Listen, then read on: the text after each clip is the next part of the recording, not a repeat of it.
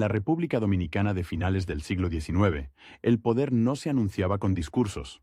Se olía a tinta fresca en los periódicos de capital, a cuero sudado en las monturas que cruzaban caminos de polvo, a salitre en los puertos, donde la mercancía cambiaba de manos con una rapidez que parecía natural, como si el país entero respirara al ritmo de los embarques. Y sobre todo, olía a papel. Papel timbrado, papel sellado, papel que certifica, papel que acusa, papel que salva. Virgilio Álvarez Pina nace en 1890, cuando la isla todavía vive con esa sensación de Estado a medio hacer, de instituciones que existen más en el membrete que en la calle. En los pueblos, la autoridad se reconoce por la voz y por la pistola.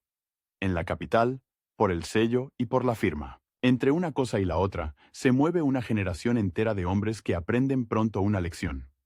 Quien controla el registro, controla la realidad. Lo que no está escrito, no existe. Lo que está escrito, puede volverse cadena. A Virgilio le toca crecer en un país donde la política es una sucesión de sobresaltos, cambios de gobierno, caudillos que suben y caen, pactos que se firman de noche y se desmienten de día. La vida pública dominicana, en esos años, tiene algo de teatro ambulante. Se arma una tarima, se grita, se jura lealtad, se reparten cargos y al poco tiempo todo se desmonta. Pero el archivo queda. Queda el acta.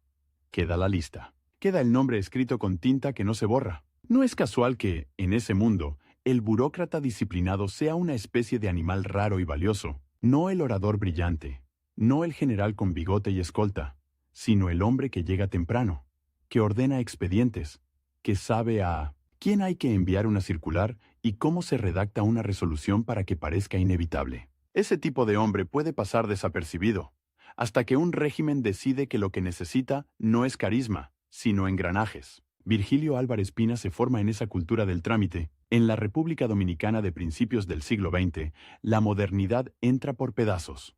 Un telégrafo aquí, una oficina allá, un nuevo reglamento que promete organización y progreso.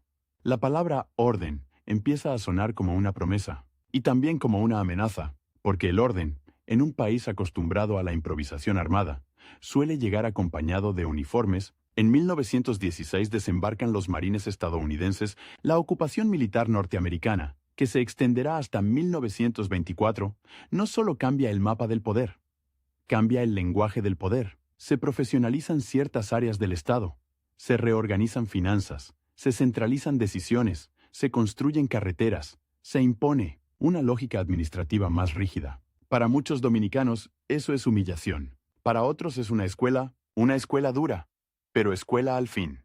Aprender a llenar formularios, a obedecer cadenas de mando, a entender que el Estado puede funcionar como máquina. En esa máquina se forma también un joven oficial que entiende como pocos el valor del control. Rafael Leónidas Trujillo Molina. La Guardia Nacional, luego Guardia Nacional Dominicana, después Ejército, se convierte en el laboratorio de un poder nuevo. Un poder que no depende del prestigio familiar ni del caudillismo tradicional, sino de la disciplina, la información y la capacidad de castigar. Trujillo asciende en ese ambiente, y cuando la ocupación termina, el país se queda con una estructura militar más centralizada que antes. Una estructura lista para ser usada. Virgilio Álvarez Pina no es Trujillo, no es el hombre del sable, es el hombre del escritorio. Pero en los años 20, el escritorio empieza a ser tan decisivo como el cuartel, porque el Estado dominicano, con todas sus fragilidades, se está volviendo más central. Y cuando el centro se fortalece, los que saben moverse en los pasillos, los que entienden el valor de una lista y de un sello, encuentran un camino. La política dominicana de esos años es un tablero donde se mezclan viejas lealtades regionales con nuevas ambiciones. Horacio Vázquez llega a la presidencia en 1924. Con la promesa de estabilidad tras la ocupación, hay un deseo real de normalidad, de elecciones, de instituciones. Pero la normalidad en el Caribe es un animal nervioso. Se asusta con facilidad. Y cuando se asusta, muerde. A finales de la década, el país entra en tensión. La reelección, las maniobras políticas, el desgaste del gobierno, y en el fondo, como una sombra que crece, la figura de Trujillo, ya jefe del ejército, con una red de oficiales leales y una comprensión fría de cómo se toma un Estado sin necesidad de incendiarlo todo. No hace falta destruir la casa, basta con cambiar las llaves 1930. El año se abre con un país inquieto y se cierra con un país transformado. Estalla una insurrección contra Horacio Vázquez. Trujillo, que debería defender al gobierno, juega a dos bandas, deja que el viejo orden se derrumbe, y cuando llega el momento, se presenta como garante de la paz, luego como candidato, luego como presidente. La transición tiene algo de truco de prestidigitador. Mientras todos miran el caos, alguien ya está contando los votos, y ahí aparece el tipo de hombre que Virgilio Álvarez Pina representa. El operador que entiende que el nuevo poder no se sostiene solo con fusiles, se sostiene con organización, con presencia territorial, con rituales, con papeles, con un partido. En 1931 se crea el Partido Dominicano. No es un partido en el sentido pluralista, es una estructura diseñada para abrazarlo todo, para registrar, para ordenar, para vigilar. Un partido que no compite, ocupa, un partido que no persuade, encuadra, un partido que no debate, consigna. En los pueblos, la llegada del Partido Dominicano se siente como la llegada de una oficina nueva, pero con dientes. Se abren comités, se nombran responsables, se reparten carnés, se organizan actos, se exige asistencia, se toman notas, se levantan actas, y cada acta es una cuerda más en la red. El régimen de Trujillo entiende algo esencial. La dictadura moderna no puede depender solo del miedo desnudo. El miedo cansa, el miedo se desgasta. Hay que vestirlo de normalidad, hay que convertir la obediencia en costumbre, y para eso sirve el partido. Para que la gente firme su propia sumisión con tinta azul, en una mesa de madera, bajo la mirada de un vecino que ahora es secretario de comité. Virgilio Álvarez Pina entra en ese ecosistema, no como un improvisado, sino como alguien que sabe que la política, en un régimen así, se hace con procedimientos, con jerarquías, con disciplina, con la capacidad de convertir una orden en documento y un documento en realidad. No siempre quedan rastros públicos abundantes de los primeros pasos de estos hombres, y eso también dice algo. El operador eficaz no necesita reflectores, necesita confianza, necesita acceso, necesita estar cerca del flujo de información. En un sistema personalista, el cargo es menos importante que la utilidad, y la utilidad se mide en silencio. El Partido Dominicano, desde su nacimiento, se concibe como una extensión del Estado, y al mismo tiempo, como su supervisor. No hay frontera clara. El funcionario es dirigente, el dirigente es funcionario, el maestro puede ser jefe de comité, el alcalde puede ser organizador de actos, el empleado de correos puede ser el que lleva la lista de afiliados. La vida cotidiana se llena de pequeñas ceremonias. Firmar, asistir, aplaudir, donar, declarar lealtad, y todo queda escrito. El papel se vuelve un símbolo de pertenencia, el carné del partido abre puertas, también las cierra.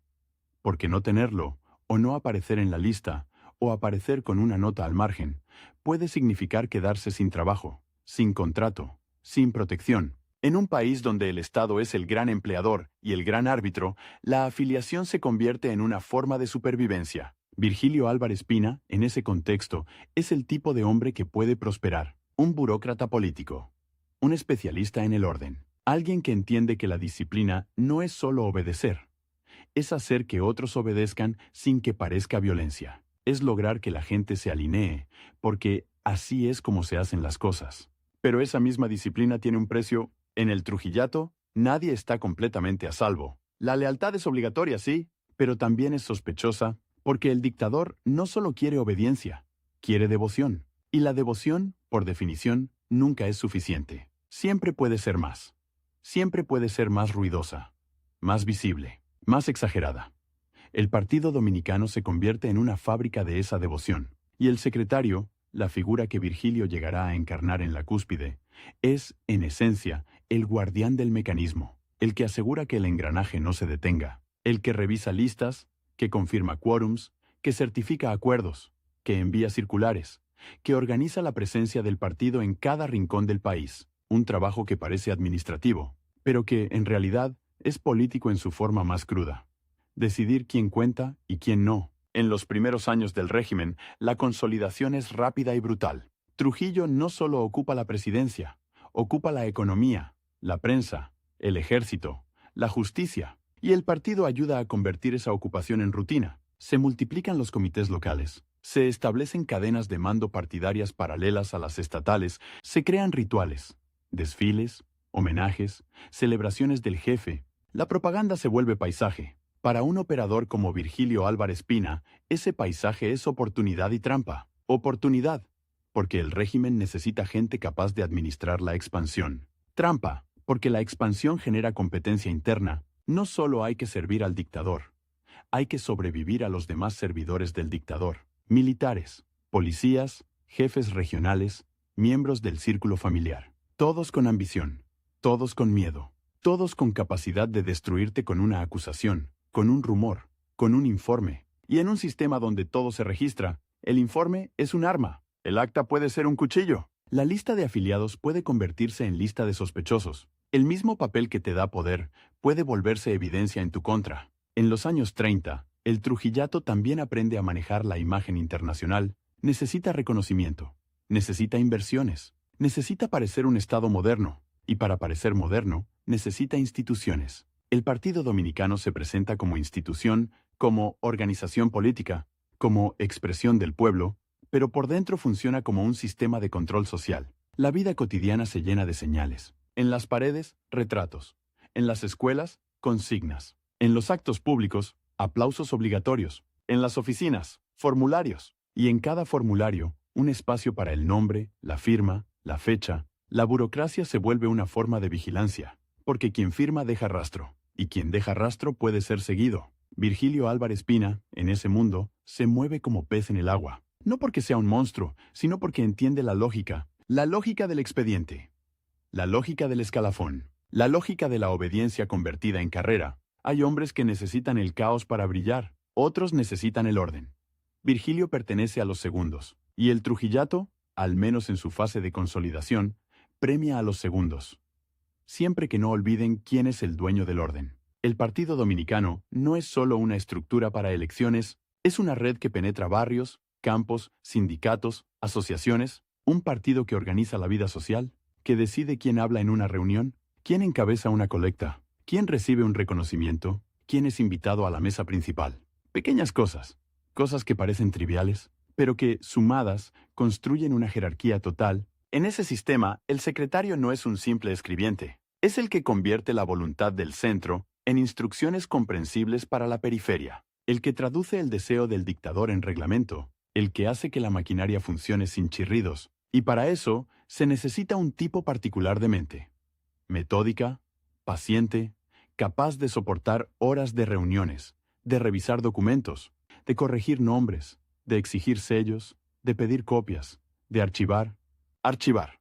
Esa palabra, archivar, es guardar el pasado para usarlo en el futuro. En un régimen como el de Trujillo, el archivo no es memoria, es control. El archivo es la prueba de que estuviste, de que aplaudiste, de que firmaste, de que donaste, de que asististe, de que juraste. Y si un día alguien decide que no juraste con suficiente entusiasmo, el archivo puede recordarlo por ti. La década avanza y el régimen se endurece. 1937. La masacre del Perejil. La frontera dominico-haitiana se tiñe de sangre en una operación de limpieza étnica ordenada desde arriba. El Estado mata.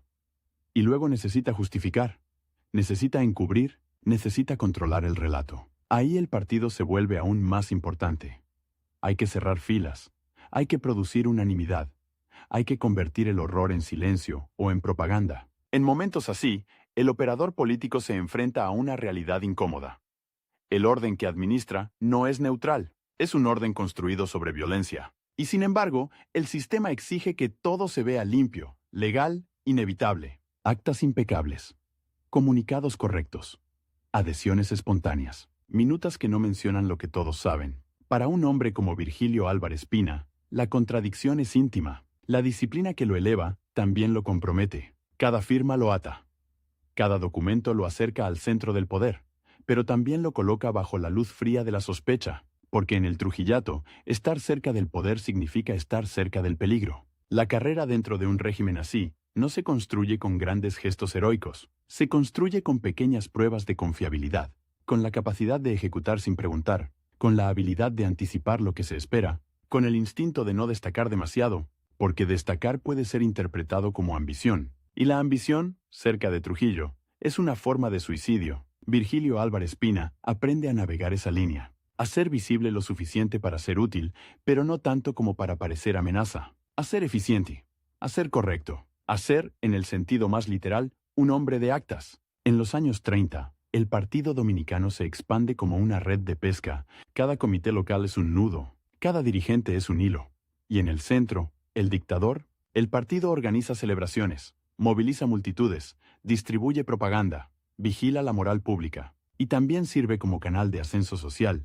Para muchos, afiliarse es conseguir empleo, protección, acceso. Para otros, es evitar problemas. Para casi todos, es inevitable. En ese clima, la figura del secretario adquiere un peso particular. El secretario es el que sabe, el que tiene los nombres, el que conoce quién asistió y quién faltó, quién pagó la cuota y quién se retrasó, quién habló demasiado bajo cuando se gritó ¡Viva!, quién no levantó el brazo a tiempo.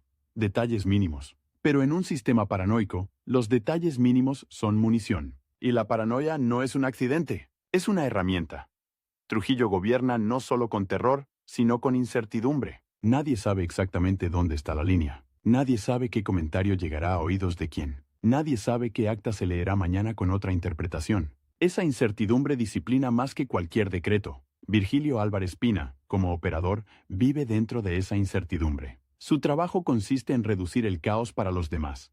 Pero él mismo no puede reducir el caos que lo rodea. Puede ordenar papeles, pero no puede ordenar el humor del dictador. Puede organizar comités, pero no puede controlar las intrigas palaciegas. Puede redactar circulares, pero no puede evitar que una frase sea malinterpretada. Aún así, la maquinaria necesita hombres como él, y los coloca en posiciones donde el papel se vuelve poder, porque el papel decide quién está dentro, quién está fuera, quién asciende, quién se queda, quién es leal, quién es tibio, y en un régimen que exige fervor, ser tibio es casi peor que ser enemigo. La República Dominicana de esos años también vive una transformación material. Se construyen obras públicas, se embellece la capital, se proyecta una imagen de modernización. Trujillo se presenta como arquitecto del progreso, y el Partido Dominicano se encarga de que esa imagen se repita hasta volverse verdad oficial. En los actos se enumeran logros, en los periódicos se publican adhesiones, en las escuelas se enseña gratitud,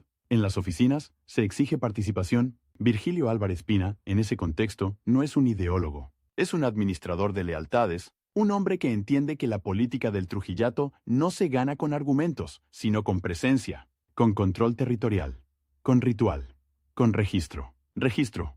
Otra vez la palabra, porque el registro es el corazón del partido, el registro de afiliados, el libro de actas, las listas de comités, las credenciales, los sellos, las firmas. El partido no solo quiere que la gente apoye, quiere que quede constancia, quiere que el apoyo sea verificable, y si es verificable, es exigible. Si es exigible, es coercible. En los años que siguen a 1931, el Partido Dominicano se convierte en una especie de sombra del Estado. Está en todas partes, pero no siempre se ve. Está en la escuela, en el sindicato, en la iglesia cuando conviene, en la fiesta patronal, en el mercado. Está en la forma en que se pide un favor y en la forma en que se agradece. Está en el lenguaje. El jefe, la era, la patria nueva. Palabras que se repiten hasta que parecen naturales. Virgilio Álvarez Pina se va consolidando dentro de esa estructura. Su perfil encaja. Orden, jerarquía, disciplina y también una cualidad esencial para sobrevivir en el Trujillato.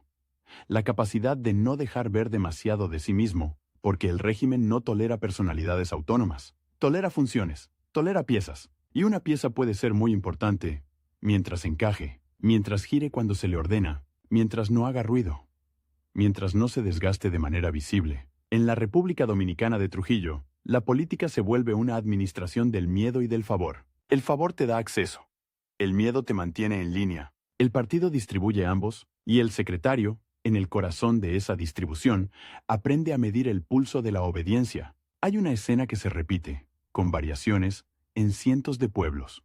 Una mesa, un mantel sencillo, un tintero, un sello de goma, un libro grueso con páginas rayadas. La gente hace fila, algunos con orgullo, otros con resignación. Se escribe el nombre, se firma, se recibe un carné, se escucha una breve arenga, se aplaude, se termina y el libro se cierra con un golpe seco, como si el sonido mismo dijera, ya estás dentro. Ese golpe seco es el sonido del Trujillato construyéndose, no solo con balas, sino con tinta. Virgilio Álvarez Pina, en esos años iniciales, se convierte en un hombre de confianza dentro del aparato partidario, no necesariamente por cercanía personal al dictador. Esa cercanía es un privilegio raro y peligroso, sino por confiabilidad operativa, por capacidad de hacer que las cosas ocurran, por saber mantener la cadena de mando, por entender que, en un régimen personalista, el mérito no es la creatividad, es la obediencia eficiente. Pero la obediencia eficiente también crea dependencia, porque el sistema te necesita, sí, pero también te reemplaza. Y cuanto más perfecto eres como engranaje, más fácil es imaginar otro engranaje igual. El cargo, en el Trujillato, es una silla prestada. Hoy te sientas. Mañana te levantan. Aún así, en la década de los 30, el régimen está en expansión. Y cuando un régimen se expande, necesita administradores, necesita secretarios. Necesita hombres que sepan convertir la voluntad del centro en rutina nacional. Virgilio Álvarez Pina está en el lugar correcto para eso, en el momento correcto. Con las habilidades correctas, la era de Trujillo, como se la llamará, no se construye solo con el culto al líder. Se construye con una burocracia que aprende a hablar el idioma del culto, a redactar cartas de adhesión, a organizar homenajes, a producir unanimidad, a llenar páginas con nombres que parecen decir, todos están de acuerdo. Todos apoyan, todos aman. Y sin embargo, bajo esa superficie, el país sigue siendo un lugar de tensiones, de resentimientos, de silencios, de gente que aprende a callar, de gente que aprende a fingir. El partido registra adhesiones, pero no puede registrar lo que la gente piensa cuando apaga la luz. Virgilio Álvarez Pina, como tantos operadores del régimen, vive en esa dualidad. Su mundo es el de lo escrito, lo firmado, lo sellado, lo oficial. Y lo oficial, en el Trujillato, pretende ser la única realidad, pero siempre hay otra realidad, la que no se escribe, la que se susurra, la que se esconde, la que espera. En los años 30, esa otra realidad todavía está dispersa, desorganizada, asustada. El régimen parece invencible, el partido parece omnipresente, el dictador parece eterno. Y en ese clima, la carrera de un hombre como Virgilio Álvarez Pina se vuelve posible. Ascender sin necesidad de ser un caudillo, sin necesidad de ser un militar, sin necesidad de ser un tribuno. Ascender siendo secretario, siendo organizador, siendo guardián del libro. El libro de actas se convierte en su territorio, un territorio de papel, pero con consecuencias reales, porque cada página es una radiografía de la obediencia, y quien controla esa radiografía controla una parte del poder. Pero el poder, en la era de Trujillo, nunca es completo para nadie que no sea Trujillo.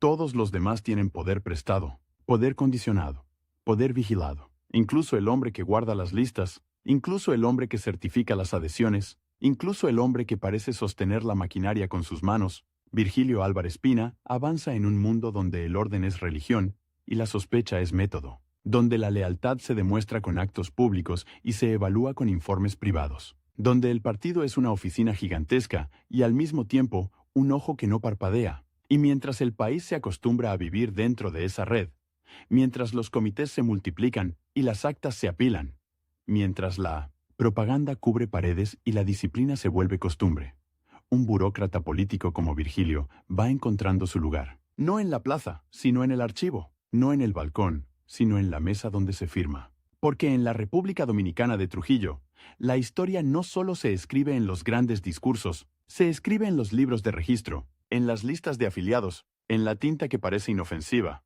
hasta que un día alguien la usa para señalarte. El ascenso dentro del Partido Dominicano no se parecía al ascenso en un partido de competencia, de mítines donde se gana a la gente, con ideas y se pierde con errores. Aquí se ascendía como se asciende en una oficina que, de pronto, se descubre dueña de la calle, con puntualidad, con obediencia, con una memoria de hierro para los nombres y una mano firme para la firma, con la capacidad de convertir el capricho del centro en una circular impecable, y la circular en una fila de hombres esperando su turno para estampar el nombre en un libro. El Partido Dominicano, nacido en 1931, crece en los años siguientes como crece una enredadera en clima húmedo.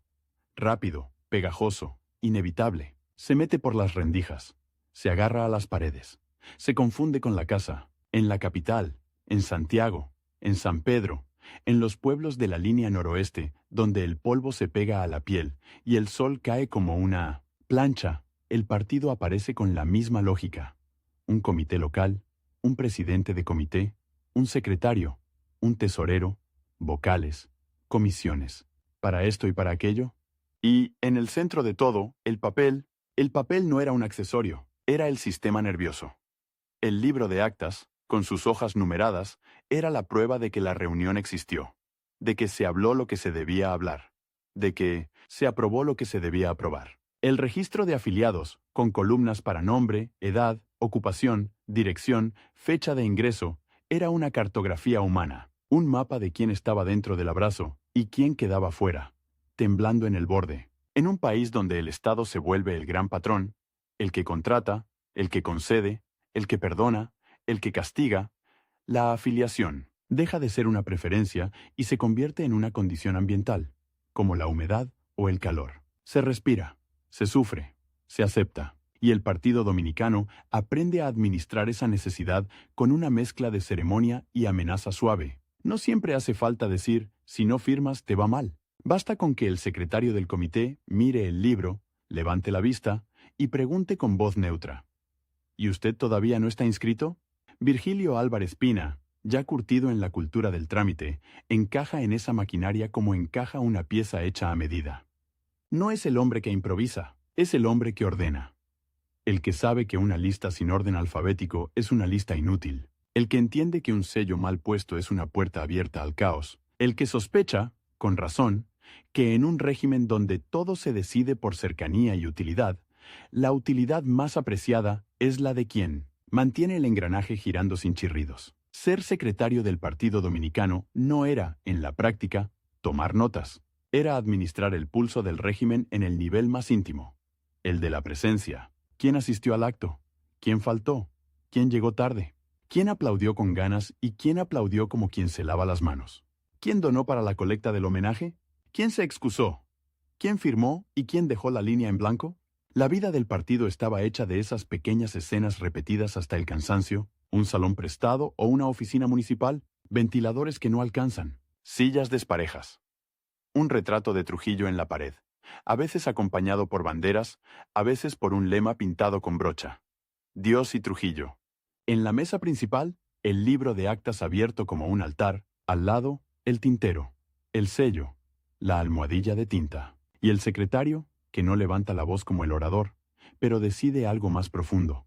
Decide qué queda escrito, porque lo escrito, en la era, no era memoria, era destino. Un acta podía ser una medalla o una soga, un registro podía ser una prueba de lealtad o un inventario para futuras depuraciones. Y el secretario era el guardián de esa ambigüedad, el que, con una frase, podía convertir una reunión en apoteósica manifestación de adhesión o en asamblea con asistencia incompleta. 2 líneas, 2 mundos. El Partido Dominicano, además, no se limitaba a organizar. Se metía en la vida social como un administrador de la normalidad. Había que estar en las fiestas patronales, en los desfiles escolares, en las inauguraciones de obras públicas, en los funerales de figuras locales, en las colectas para monumentos, en las campañas de civismo. Había que estar, sobre todo, cuando el régimen quería ser visto, y el régimen quería ser visto siempre. La propaganda no era un cartel aislado, era una atmósfera. En los periódicos, adhesiones de asociaciones, de comerciantes, de maestros, de damas, organizadas en comités. En la radio, elogios, marchas, consignas. En las escuelas, juramentos. En las oficinas, retratos. En la calle, nombres cambiados. Avenidas, parques, provincias, todo podía llevar el nombre del jefe o de su familia. Y el partido era el brazo que convertía esa omnipresencia en rutina organizada. Ahí el secretario se vuelve un operador territorial, no solo recibe órdenes, las descompone, las distribuye, las hace ejecutables. Si desde el centro se decide que tal fecha habrá un gran acto de adhesión, el secretario no se limita a convocar, tiene que asegurar transporte, listas de asistencia, banderas, pancartas, consignas uniformes. Tiene que coordinar con comités locales, con alcaldías, con escuelas, con sindicatos controlados. Tiene que producir la ilusión de espontaneidad con la precisión de un reloj. Y el reloj, en el Trujillato, no marcaba horas, marcaba lealtades. La estructura del Partido Dominicano se parece, cada vez más, a una administración paralela. Comités de sección, comités municipales, comités provinciales, cadenas de mando que replican el mapa del país, informes que suben, instrucciones que bajan, y en el medio, secretarios que hacen de bisagra, Reciben la orden, la convierten en documento, la convierten en evento, la convierten en acta, la convierten en archivo. El archivo. Ese cuarto donde el aire huele a papel viejo y humedad, donde las carpetas se apilan y los cordeles amarran legajos, donde el polvo se mete en la garganta y el silencio pesa. En un estado normal, el archivo es un depósito; en un estado trujillista, el archivo es un arma dormida. Y el Partido Dominicano, obsesionado con registrar, produce archivos como una fábrica produce tornillos. Virgilio Álvarez Pina, en su ascenso, se vuelve cada vez más un hombre de archivo. No porque sea un romántico del papel, sino porque entiende el valor político de la trazabilidad. Si todo queda registrado, todo puede ser verificado. Si todo puede ser verificado, todo puede ser exigido. Y si todo puede ser exigido, la obediencia deja de depender del entusiasmo.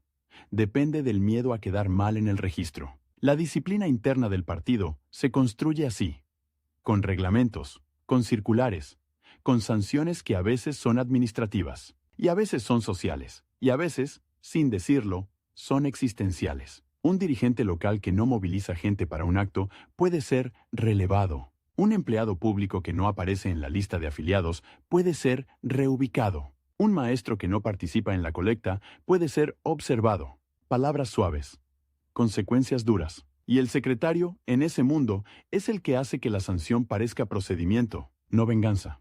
Procedimiento. Conforme a lo acordado, en virtud de... Se hace constar. Fórmulas que suenan a legalidad, a normalidad, a estado moderno. Fórmulas que, en realidad, son la gramática del control. El Partido Dominicano también aprende a ritualizar la adhesión. No basta con estar inscrito, hay que demostrarlo. Hay que asistir a los homenajes, hay que firmar las cartas colectivas, hay que participar en las manifestaciones que se fotografían y se publican. Hay que repetir el lenguaje correcto. El benefactor, el jefe, la era. Palabras que, dichas en voz alta, funcionan como contraseña. Y el secretario es el que verifica que la contraseña se diga bien, en el tono correcto, en el momento correcto. En los años posteriores a 1937, con la sombra de la masacre del Perejil todavía fresca, aunque oficialmente maquillada, el régimen necesita más que nunca esa unanimidad escrita, no solo para adentro, para que nadie se atreva a señalar el horror, también para afuera, para que el mundo vea un país ordenado, disciplinado, unido.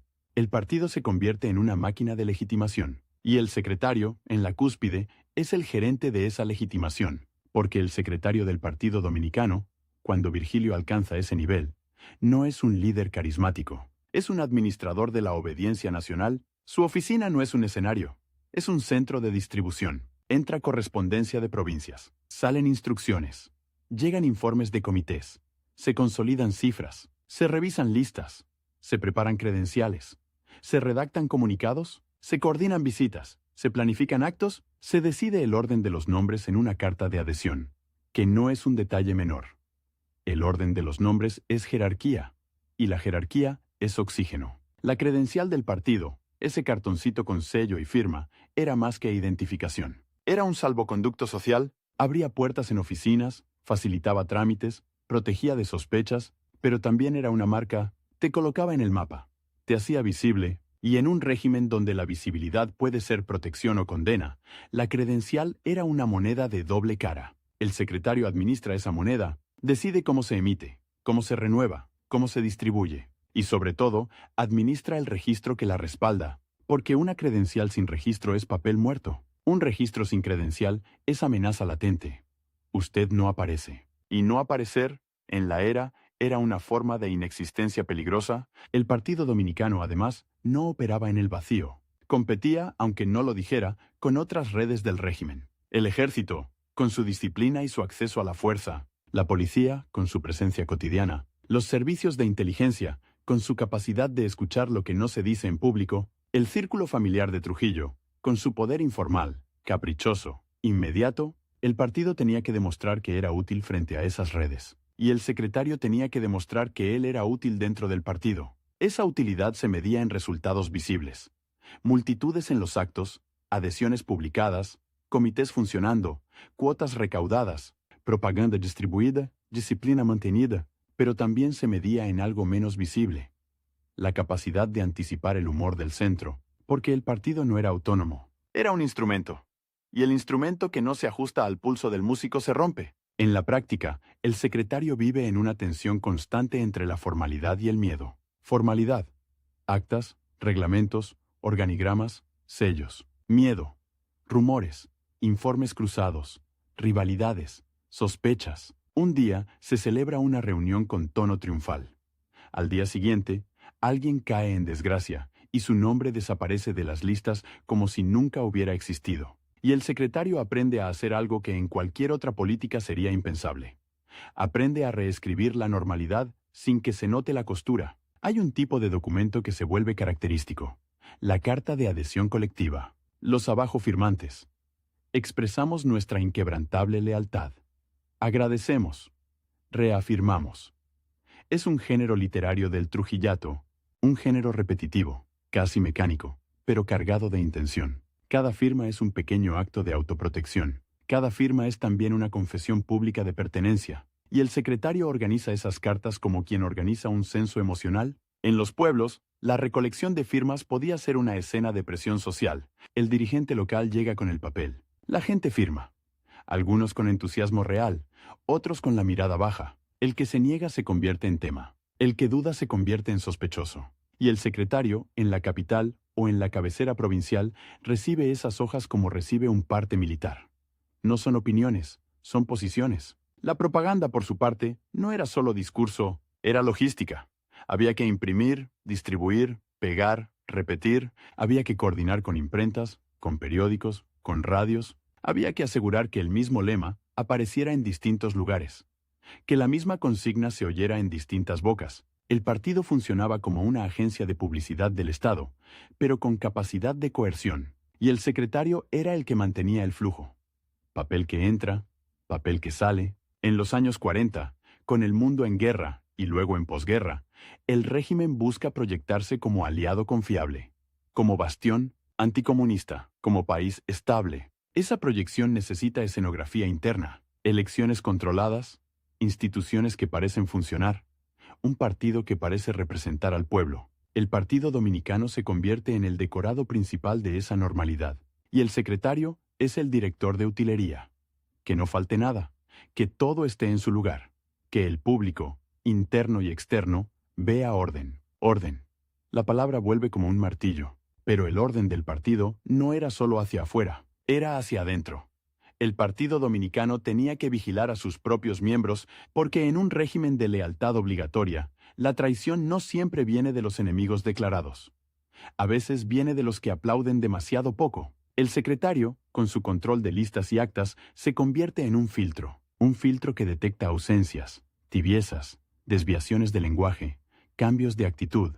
Y esa vigilancia se hace con herramientas aparentemente inocentes: un formulario de afiliación que pregunta ocupación y dirección, una lista de asistencia que marca quién estuvo, un acta que registra quién habló, un informe de comité que menciona cierta apatía en tal barrio. Palabras pequeñas, consecuencias grandes. La vida cotidiana del secretario entonces es una mezcla de oficina y trinchera. Hay días de rutina: revisar correspondencia, firmar credenciales, ordenar archivos, preparar circulares. Y hay días de urgencia: una visita del jefe, un acto nacional, una crisis local, un rumor que llega desde una provincia, una denuncia anónima que aparece en el escritorio como una serpiente. En esos días, el papel se acelera, se multiplican las copias, se piden informes con carácter de urgencia, se convocan reuniones, se redactan comunicados, se corrigen frases para que no suenen ambiguas, porque la ambigüedad, en el Trujillato, es peligrosa.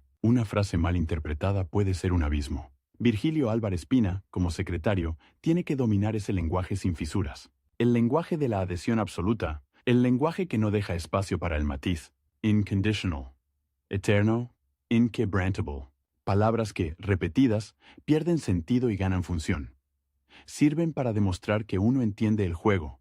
Y el juego es cruel, porque cuanto más se exige la devoción, más se vuelve imposible cumplirla de manera auténtica. Siempre se puede aplaudir más fuerte, siempre se puede donar más, siempre se puede escribir una carta más entusiasta, siempre se puede organizar un acto más multitudinario. La escalera no termina. Y el secretario, que administra esa escalera, también la sube con miedo. El Partido Dominicano, en su expansión, se apoya en comités de base que funcionan como ojos y oídos, no siempre con sofisticación, a veces con chisme. Pero el chisme, cuando se institucionaliza, se vuelve informe. Y el informe, cuando se archiva, se vuelve expediente. Y el expediente, cuando se activa, se vuelve sentencia social. El secretario está en el centro de esa transformación. Recibe el chisme convertido en nota, lo ordena, lo clasifica, lo remite o lo guarda. Y en esa decisión, remitir o guardar, hay poder. Un poder discreto pero real. Un poder que, sin embargo, no es soberano, porque el secretario no decide el castigo final, solo alimenta la máquina. La máquina, además, necesita números. El régimen ama las cifras porque las cifras parecen objetivas. Tantos afiliados, tantos comités, tanta asistencia, tantas adhesiones. El secretario produce esas cifras, las consolida, las presenta. Y esas cifras se convierten en propaganda. Prueba de que el país entero está alineado. Pero las cifras también son un espejo peligroso. Si un informe muestra menos asistencia de la esperada, alguien pregunta por qué. Si una provincia reporta menos afiliaciones, alguien sospecha. Si un comité se muestra flojo, alguien busca responsables. Y el responsable, muchas veces, es el que administra el registro, el que no logró que el papel reflejara la unanimidad deseada. Así, el secretario vive atrapado en una paradoja silenciosa. Su trabajo es registrar la realidad, pero la realidad que se espera de él es una realidad fabricada. No se trata de contar lo que hay. Se trata de producir lo que debe haber y luego contarlo. Primero se organiza la multitud, después se registra, primero se presiona la firma, después se archiva, primero se impone la consigna, después se publica como clamor popular. En los años de consolidación institucional y proyección internacional, de 1942 a 1947, con un régimen que busca respetabilidad, el Partido Dominicano se vuelve aún más importante como fachada de normalidad. Se celebran procesos electorales sin competencia real, se exhibe un país unido, se muestra un aparato político moderno, y el secretario es el que cuida que la fachada no tenga grietas visibles. Eso implica una obsesión por el detalle, el orden de los asientos en un acto, el protocolo de saludo, la redacción exacta de un telegrama de felicitación, la forma correcta de referirse al jefe, la cantidad de banderas, la puntualidad, la música, la fotografía. Porque la propaganda no es solo texto, es imagen. Y la imagen, en el Trujillato, es política. El secretario coordina con gobernadores, con alcaldes, con directores de escuelas, con jefes de comités, coordina con imprentas, coordina con periódicos, coordina con quienes pueden movilizar camiones para transportar gente, coordina con quienes pueden sugerir a empleados públicos que asistan, coordina con quienes pueden garantizar que el acto se vea lleno, aunque el entusiasmo sea hueco, y mientras coordina, compite. Porque dentro del régimen hay una lucha constante por demostrar eficacia. Un militar demuestra eficacia con disciplina y control, un jefe policial con información y miedo, un dirigente partidario con multitudes y adhesiones. El secretario entonces tiene que producir resultados que se vean, resultados que se puedan fotografiar, resultados que se puedan imprimir, resultados que se puedan archivar. El archivo vuelve a aparecer como un personaje silencioso. En el archivo del partido se guardan actas de comités, listas de afiliados, cartas de adhesión, informes de actividades, recortes, de prensa, fotografías, credenciales emitidas. Es un universo de papel que, visto desde afuera, podría parecer burocracia. Visto desde adentro, es un mapa de control social. Y ese mapa tiene un efecto psicológico, porque quien sabe que está registrado se comporta distinto. Quien sabe que su ausencia quedará anotada, asiste. Quien sabe que su firma puede ser revisada, firma. Quien sabe que su nombre puede aparecer en una lista de no afiliados, busca cómo aparecer en la lista correcta. El partido no necesita estar armado en cada esquina. Le basta con estar escrito en cada vida. Virgilio Álvarez Pina, como secretario, se convierte en un especialista en esa psicología del registro. Sabe que el control más eficiente no siempre es el que golpea. Es el que hace que la gente se golpee sola con el miedo a quedar fuera del papel. Pero esa misma lógica lo atrapa a él. Porque el secretario también está registrado, sus decisiones dejan huella, sus circulares quedan archivadas, sus firmas están en documentos que pueden ser leídos con otra intención. En un régimen donde la sospecha es permanente, el archivo no solo vigila a la población, vigila a los vigilantes. Y ahí aparece la fragilidad del cargo. El secretario puede parecer poderoso porque controla listas, porque organiza actos, porque distribuye credenciales. Pero su poder depende de una cosa que no controla: la confianza del centro. Y la confianza, en el Trujillato, es un líquido volátil. Hoy te cubre, mañana se evapora. Por eso el secretario aprende a escribir como se camina sobre vidrio, sin resbalar, sin dejar bordes, sin frases que puedan interpretarse como duda, sin adjetivos que suenen tibios, sin silencios que parezcan omisiones. El estilo administrativo se vuelve estilo de supervivencia. En el Partido Dominicano, además, la disciplina interna se refuerza con rituales de evaluación, informes periódicos, reuniones de balance, reconocimientos a comités ejemplares, señalamientos a comités rezagados. El secretario participa en esa liturgia, la liturgia del rendimiento político, como si la lealtad fuera una producción agrícola que se mide por quintales, y en cierto sentido lo era. Se medía por asistencia, por firmas, por donaciones, por presencia en actos. Se medía por la capacidad de llenar plazas. Se medía por la rapidez con que un comité respondía a una circular. Se medía por la uniformidad del lenguaje. Se medía por la ausencia de disonancias. La disonancia era el enemigo, no el enemigo armado, sino el enemigo que desafina, el que no repite la consigna, el que no se entusiasma, el que no se deja registrar, el que no aparece, el que, por alguna razón, no encaja en el libro. Y el secretario, con su obsesión por el registro, se convierte en el cazador de disonancias, no necesariamente por sadismo, a veces por convicción, a veces por miedo, a veces por la lógica fría del puesto.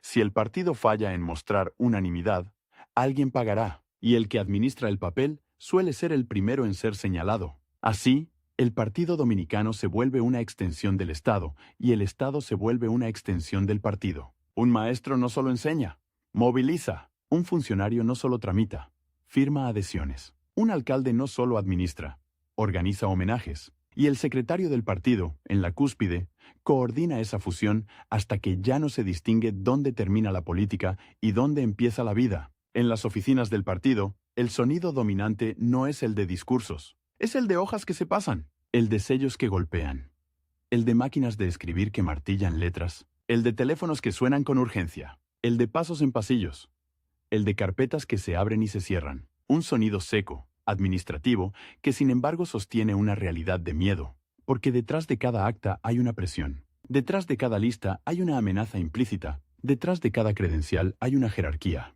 Y detrás de cada jerarquía, la figura del dictador, que no necesita estar presente para que todos actúen como si lo estuviera. Virgilio Álvarez Pina, en su ascenso, se convierte en un hombre que vive rodeado de nombres. Nombres escritos. Nombres repetidos, nombres ordenados, nombres que suben y bajan, nombres que se borran, nombres que se agregan, nombres que, en un país pequeño, son también familias, compadrazgos, enemistades antiguas. El secretario no administra solo individuos, administra redes sociales enteras, y eso lo obliga a una habilidad particular: saber cuándo aplicar el reglamento con dureza y cuándo con flexibilidad, porque el partido necesita control, sí, pero también necesita funcionar sin romperse. Si se aprieta demasiado, se generan resentimientos. Si se afloja demasiado, se pierde disciplina. El secretario camina esa cuerda floja con la frialdad del burócrata y el instinto del político. En el Trujillato, esa cuerda floja se llama utilidad.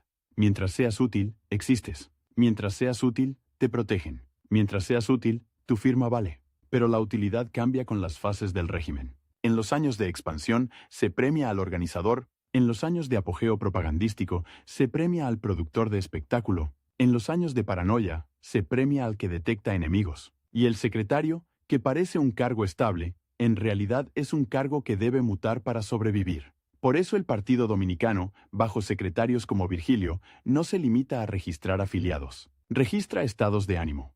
Registra ambiente. Registra actitud. En informes que suben desde comités locales, aparecen frases que parecen meteorología política. El entusiasmo fue notable. Se percibe apatía. Hay elementos tibios.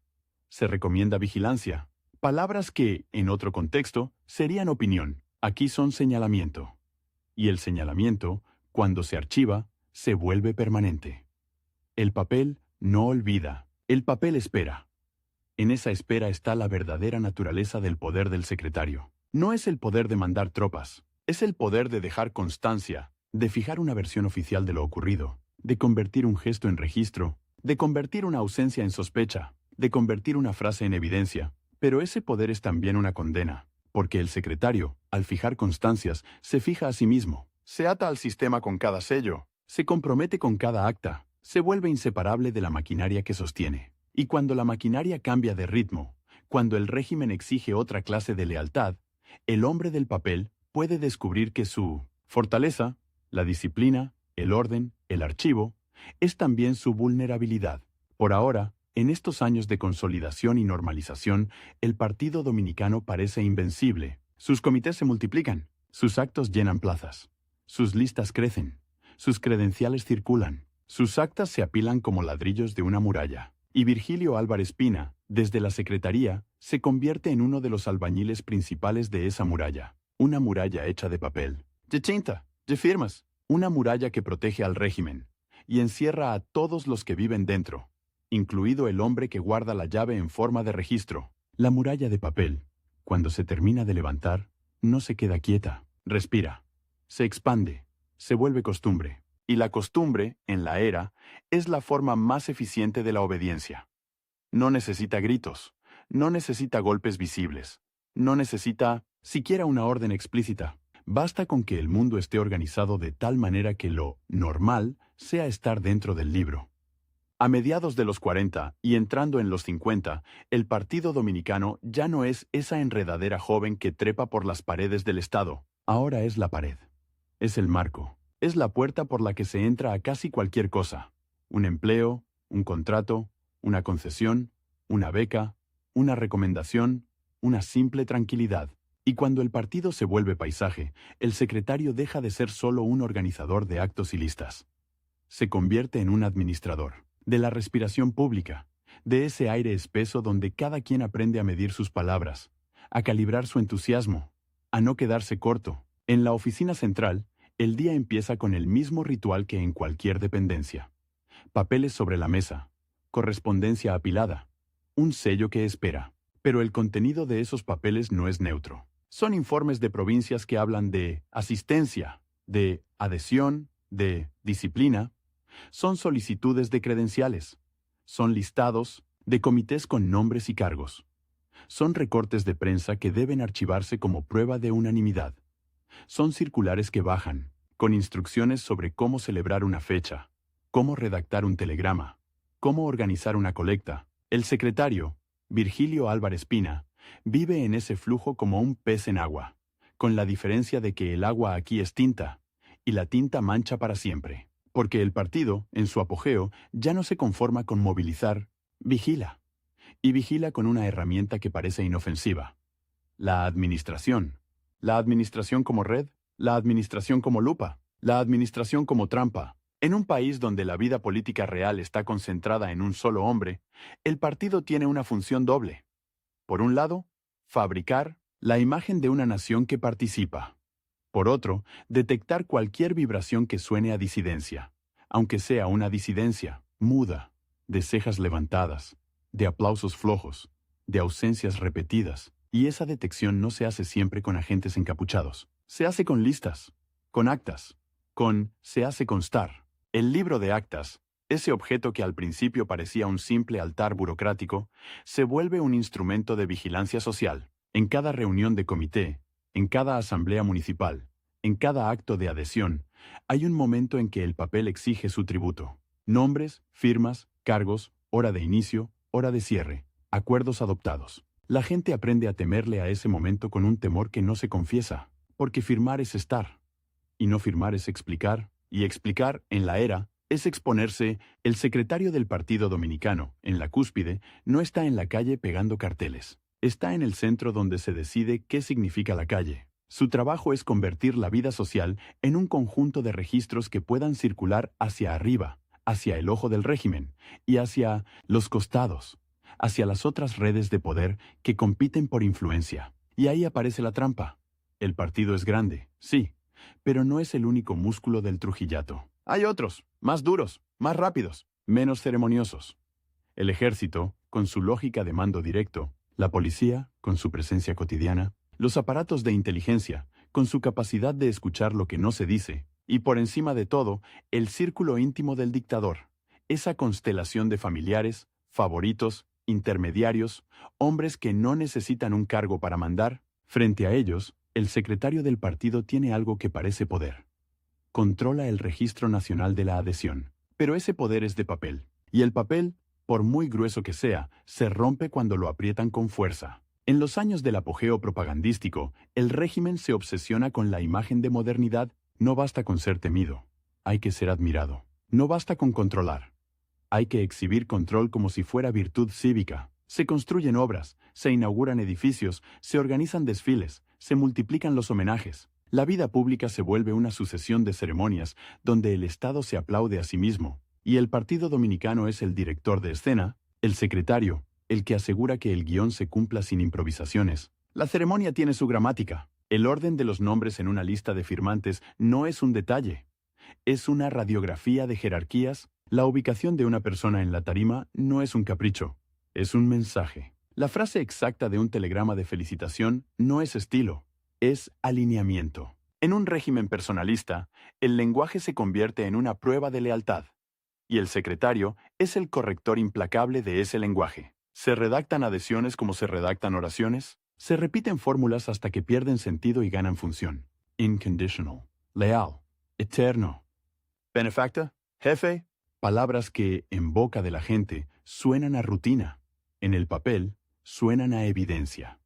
Y la evidencia es lo que importa, porque la evidencia se archiva. El archivo del partido, en estos años, crece como un organismo. Carpetas por provincias, legajos por municipios, listas por secciones, fotografías de actos, recortes de prensa, programas impresos, invitaciones, credenciales anuladas, credenciales renovadas. Cada documento es una pieza de un rompecabezas que dibuja el mapa de la obediencia, y ese mapa no es solo para presumirlo, es para usarlo. Cuando el partido se vuelve vigilancia, el secretario se vuelve, sin uniforme, un funcionario de seguridad. No interroga con lámparas, interroga con formularios. No amenaza con pistolas. Amenaza con la posibilidad de quedar mal en el registro. Y esa amenaza es sutil, pero constante. Usted no aparece. Su comité no reportó. Su sección no cumplió. Faltó su firma. No. Llegó su cuota. No se recibió el acta. En los pueblos, la presión se siente como una mano en el hombro. En la capital, como un teléfono que suena. En ambos casos, el mensaje es el mismo. El partido lo ve todo. Y si el partido lo ve todo, el régimen lo sabe todo. Aunque no sea cierto, aunque sea exageración, la eficacia del control no depende de que sea omnisciente. Depende de que parezca omnisciente. Virgilio Álvarez Pina, como secretario, vive de esa apariencia. Su oficina produce la ilusión de un país perfectamente organizado, donde cada barrio tiene su comité, cada comité su acta, cada acta, su sello, cada sello su cadena de mando. Pero esa ilusión tiene un costo. Para sostenerla, hay que apretar. Y cuando se aprieta, se generan fricciones. Y las fricciones, en un sistema de miedo, se convierten en denuncias. La denuncia es otra forma de papel. A veces llega como carta anónima, a veces como informe reservado, a veces como comentario que alguien decide convertir en documento. En un régimen donde la lealtad es moneda, denunciar puede ser una inversión. Se denuncia para demostrar celo, para ganar puntos, para desplazar a un rival. Y el partido, que debería ser el espacio de la unidad, se convierte también en un mercado de sospechas. El secretario está en el centro de ese mercado. Recibe informes que hablan de elementos tibios, de actitudes dudosas, de comentarios inconvenientes. Recibe listas de ausentes. Recibe reportes de comités que no movilizan lo suficiente. Y cada vez que recibe uno de esos papeles, tiene que decidir qué hacer con él. Remitirlo, archivarlo, ignorarlo, pedir ampliación. Y en esa decisión hay poder, sí, pero también hay peligro, porque remitir demasiado puede convertirte en un hombre temido, y el hombre temido acumula enemigos. Remitir poco puede convertirte en un hombre sospechoso, y el hombre sospechoso no dura. La era es un sistema donde la seguridad no existe, solo existe la sensación de seguridad, que dura lo que dura la utilidad. Y la utilidad del secretario del partido depende de que el partido siga siendo indispensable. Pero a medida que el régimen madura, el partido empieza a competir con algo más eficaz para el dictador. La lealtad directa, sin intermediarios, sin actas, sin comités, sin esa burocracia que, aunque obediente, es lenta. El dictador no necesita siempre un partido para saber quién está con él.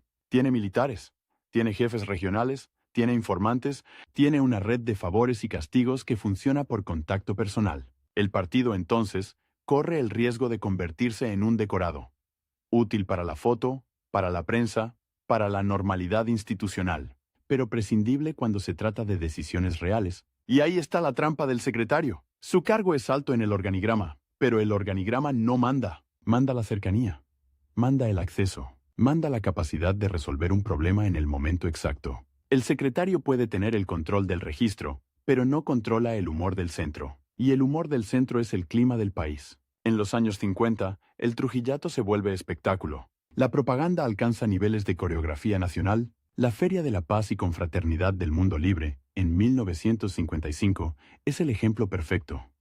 Un país que se viste de vitrina, que se ilumina, que se maquilla, que invita al mundo a mirar. La capital se transforma en escenario. Se levantan pabellones, se organizan desfiles, se imprimen programas, se multiplican los discursos. Todo debe parecer moderno, próspero, ordenado. Todo debe decir, aquí no hay grietas. El Partido Dominicano es el músculo que moviliza esa escenografía humana, y el secretario es el que convierte la orden en logística. ¿Cuántos comités deben enviar delegaciones? ¿Cuántos autobuses? ¿Cuántas banderas? ¿Cuántas pancartas? ¿Cuántas adhesiones publicadas en los periódicos? La feria no es solo arquitectura y luces, es gente. Gente colocada en el lugar correcto, en el momento correcto, con el gesto correcto. Y para eso se necesita el registro. Saber quién puede ir, quién debe ir, quién no puede faltar. Pero mientras el país se exhibe como vitrina, por debajo se endurece la vigilancia. Porque el espectáculo tiene un enemigo, el ridículo. Y el ridículo, para una dictadura, es veneno. Un acto vacío, una tarima con huecos, una delegación que no llega, una provincia que no responde, una carta de adhesión con pocas firmas. Todo eso es una grieta en la imagen. Y la imagen es el escudo. Así, el secretario vive en una presión constante por producir unanimidad visible. No basta con que la gente obedezca. Debe parecer entusiasta. No basta con que asista. Debe aplaudir. No basta con que firme. Debe firmar con fervor. Y el fervor, cuando se exige, se vuelve teatro. Un teatro agotador. En ese teatro, el partido se convierte en una escuela de simulación. Los comités aprenden a redactar actas que suenan triunfales, aunque la reunión haya sido tibia. Aprenden a inflar cifras de asistencia, aprenden a describir apoteosis donde hubo rutina, y el secretario, que recibe esos informes, sabe leer entre líneas, sabe cuándo un entusiasmo notable significa vinieron porque los trajeron. Sabe cuándo un ambiente excelente significa nadie se atrevió a hablar. Sabe cuándo una lista larga de firmantes es real y cuándo es una copia de nombres repetidos. Pero saberlo no siempre sirve, porque el sistema no premia la verdad.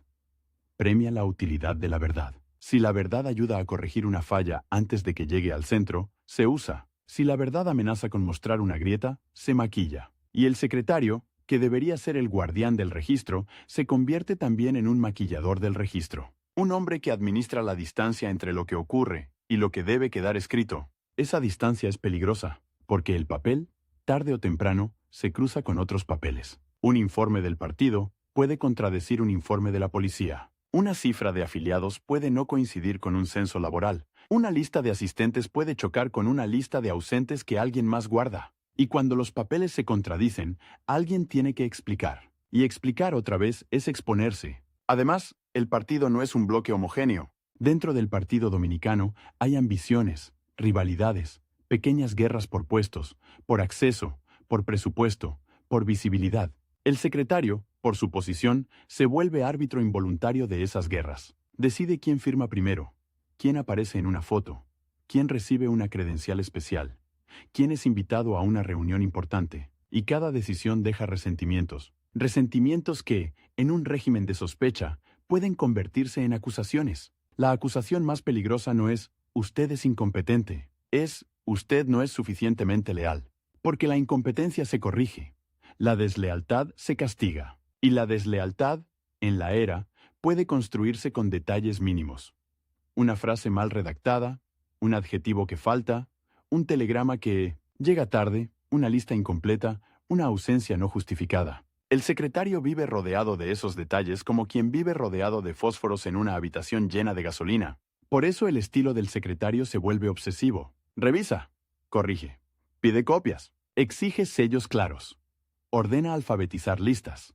Solicita confirmaciones, no por amor al orden, aunque también, sino porque el desorden es una oportunidad para que alguien diga, aquí hay negligencia. Y la negligencia, en un sistema paranoico, se interpreta como sabotaje. El partido, en su apogeo, también se mete en la vida económica. No siempre de manera formal, pero sí como red de acceso. Comerciantes que necesitan permisos, contratistas que buscan obras, profesionales que quieren ascender. Todos entienden que la afiliación y la participación no son solo política, son inversión. Y el secretario, que controla credenciales y registros, se convierte en un punto de paso. No necesariamente el que decide el contrato, pero sí el que puede facilitar el camino o complicarlo con una simple frase. No aparece. Inscrito. No está al día. Su comité no ha reportado. Esa capacidad de complicar es poder, pero es un poder que se ejerce en un terreno minado, porque el secretario no es el dueño del castigo final. El castigo final lo decide el centro, o lo ejecutan otras redes. Militares, policía, inteligencia. El secretario puede señalar, puede registrar, puede sugerir, pero si se equivoca, si señala a quien no debía, si registra algo que incomoda, si sugiere una medida que choca con intereses más altos, puede quedar solo. Y en la era, quedar solo es mortal políticamente. Hay un momento en que el partido, como aparato de movilización, empieza a parecer redundante. El régimen ya tiene control, ya tiene miedo instalado, ya tiene propaganda omnipresente. ¿Para qué tanto comité, tanta acta, tanta reunión? Para la foto, sí, para la rutina, sí, pero el poder real se desplaza hacia lo informal, hacia lo inmediato, hacia lo que no necesita papel. Y sin embargo, el papel sigue siendo necesario por una razón. El papel crea responsabilidad. El papel permite decir, esto fue acordado, esto fue aprobado, esto fue solicitado por tal comité. El papel distribuye la culpa. En un régimen donde el centro quiere ser adorado, no quiere ensuciarse con cada detalle. El partido, con su burocracia, absorbe parte de esa suciedad y el secretario es el que la organiza. Organizar la suciedad. Esa es una forma brutal de describirlo, pero se acerca, porque el partido no solo organiza fiestas y homenajes, organiza exclusiones, organiza presiones, organiza silencios, organiza la manera en que una comunidad entera aprende a no hablar de ciertas cosas. Y todo eso queda, de algún modo, en el registro.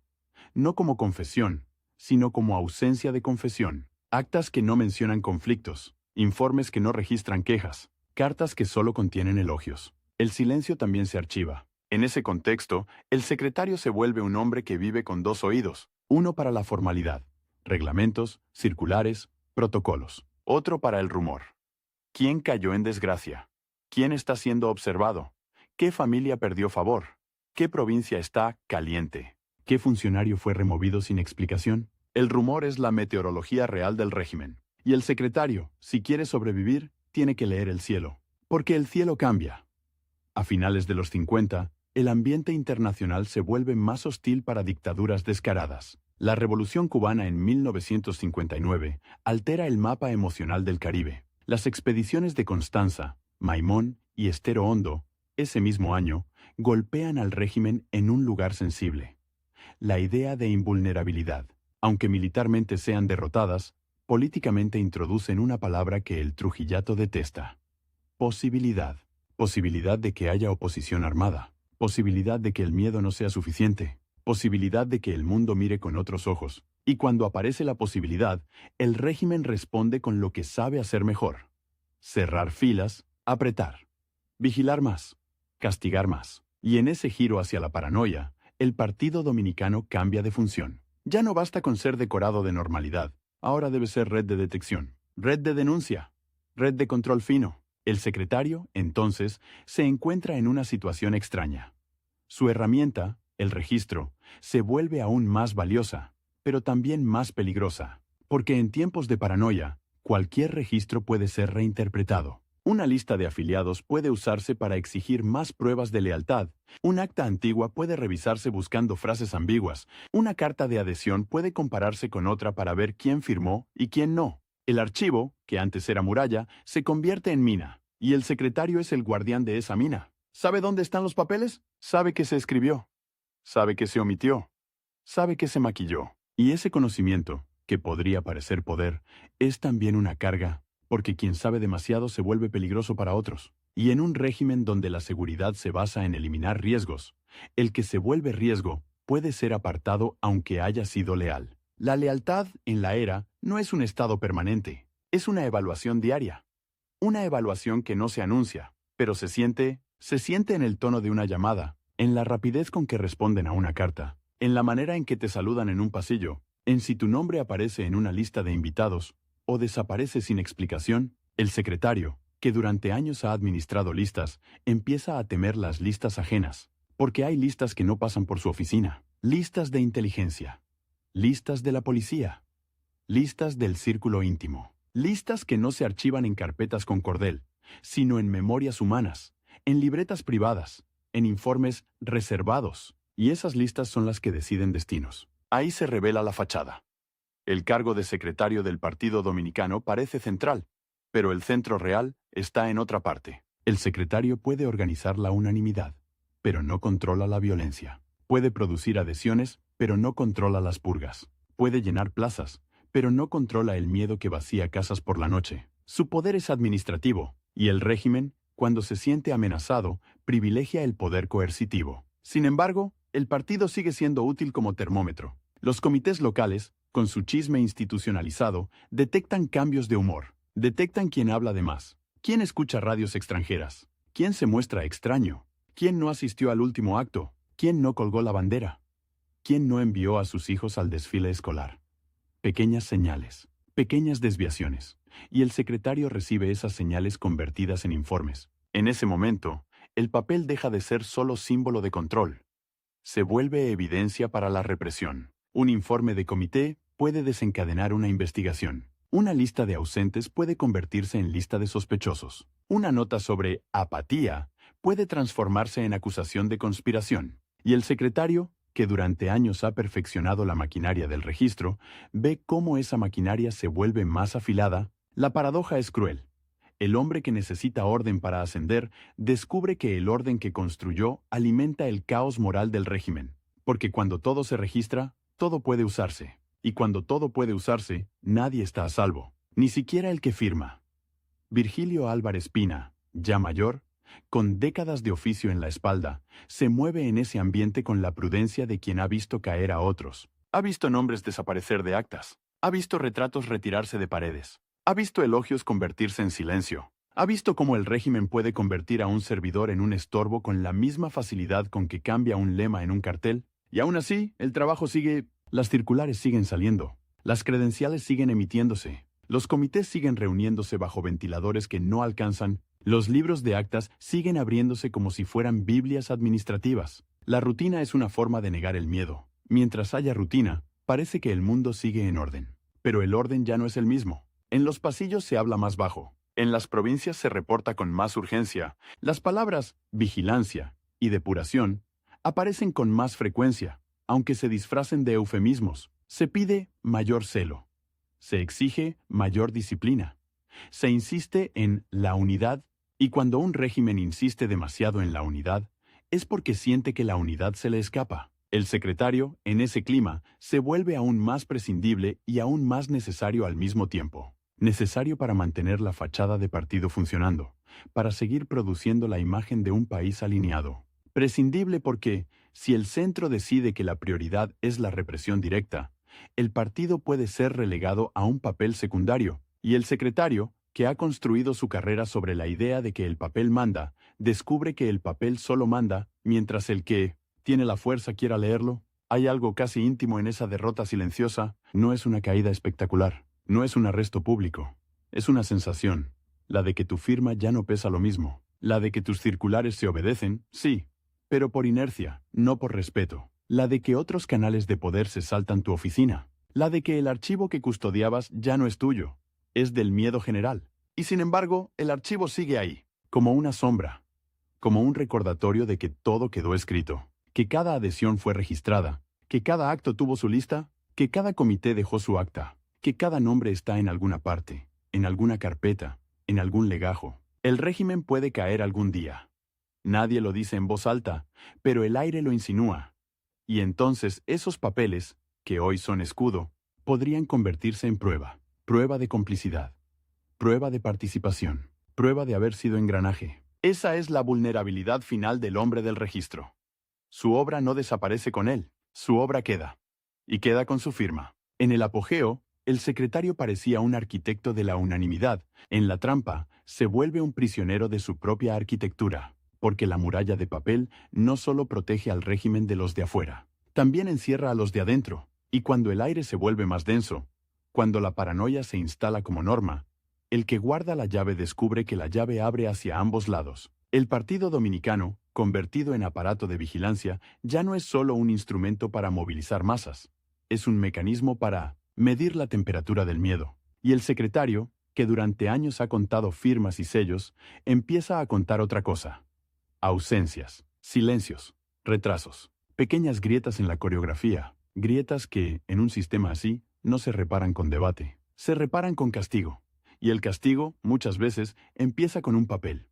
Un informe, una lista, un acta, un registro de afiliados donde alguien, de pronto, queda marcado no por lo que hizo, sino por lo que no hizo.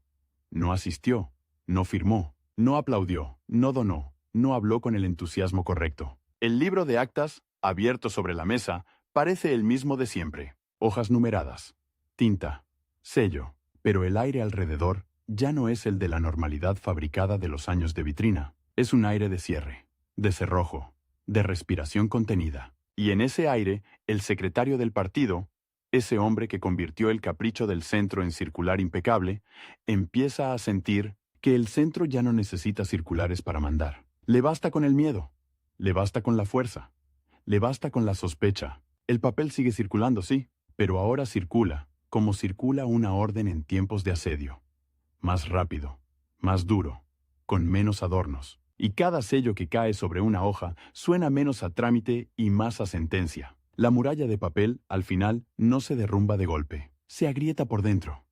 Y el primero que escucha esas grietas no es el orador de la tarima ni el militar del uniforme.